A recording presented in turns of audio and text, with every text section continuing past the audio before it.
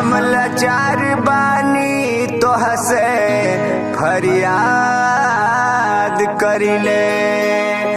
हमके नहीं खे पता ई सब भक्त बतावेले कि हम नींद में माई तोह से बात करिले।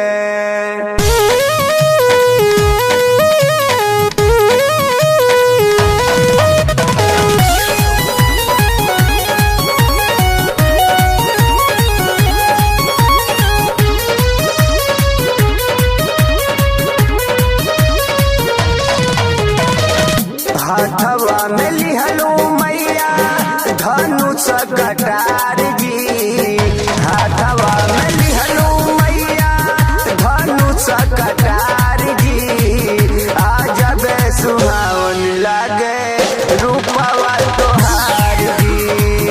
आज बे सुहावन लागे रूपवा तोहार जी।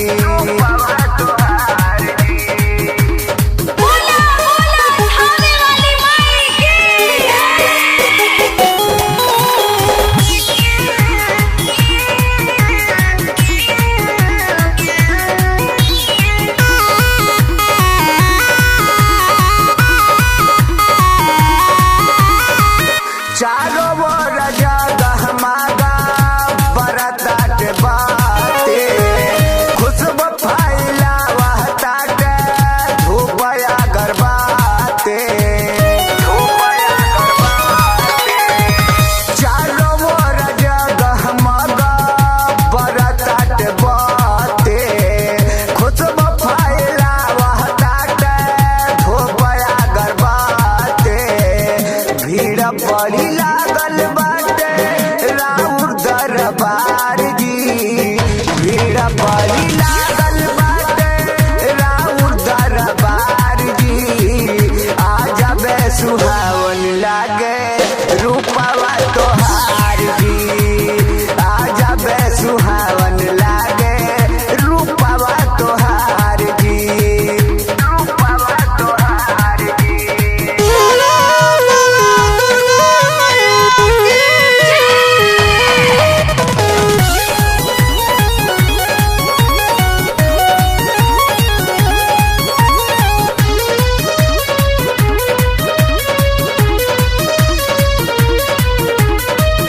मंदिर के आरी आरी फूलया ढोल के। रोज रोज मलिनिया रे चढ़ावे तोहक चून के। मंदिर के आरी आरी फूलया ढोल के। रोज रोज मलिनिया रे चढ़ावे तोहक चून के। करेला पूजा तोहरी सारा संसार जी। करता पूजा तोहरी सारा संसार जी।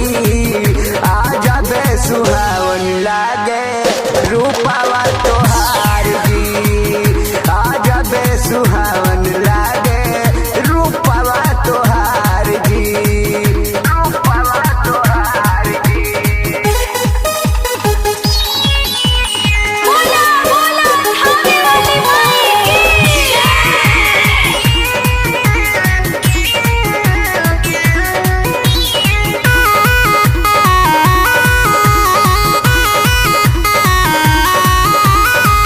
कहे अरविंद तोहार भैरो रखवारिया।